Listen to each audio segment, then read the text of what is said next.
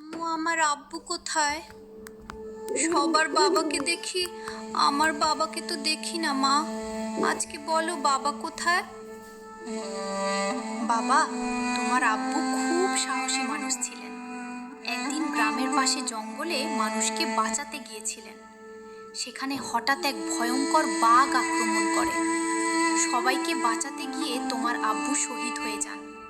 আল্লাহ তাকে জান্নাত নসিব করুন। আব্বু, তুমি ফিরে আসো। আম্মু তোমার জন্য কাঁদে। আমি আব্বুকে না পেলে বাসায় ফিরবো না। আব্বু, আমি তোমার হাত ধরে হাঁটতে চাই। তুমি কোথায়? আল্লাহ, আমাকে আমার আব্বুর কাছে পৌঁছে দাও।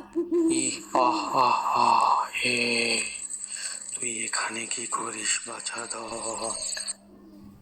জিন চাচ্চু, আমি আমার আব্বুকে খুঁজতেছি।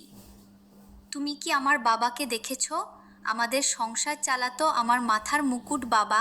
আম্মু বলছে আব্বুকে বাঘে খেয়ে ফেলছে। আমি আমার বাবাকে না নিয়ে যাব না। তুমি এমন কেন দেখতে? তোমাকে দেখে ভয় লাগছে? তুমি অন্য কোনো সুরতে আসো প্লিজ।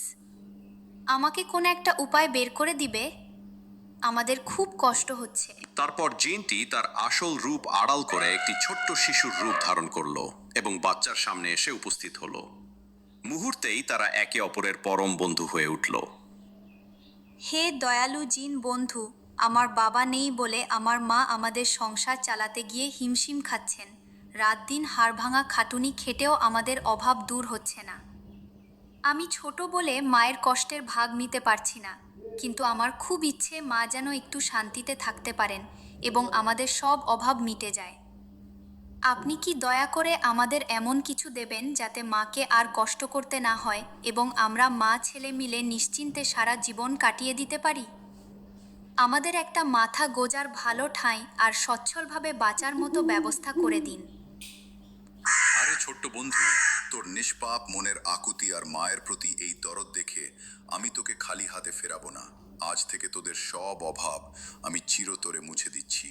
এই নে আমার শ্রেষ্ঠ উপহার, এই জাদুকরি সোনার ছাগল। এটি তোদের কাছে থাকলে তোদের ঘর সব সময় ধন সম্পদে পূর্ণ থাকবে এবং কোনোদিন এক মুঠো অন্নের অভাব হবে না। মুহূর্তের মধ্যেই তোদের এই ভাঙা ঘর আমি এক রাজপ্রাসাদে বদলে দিচ্ছি, যেখানে তোর মা রানীর মতো সম্মানে থাকবেন।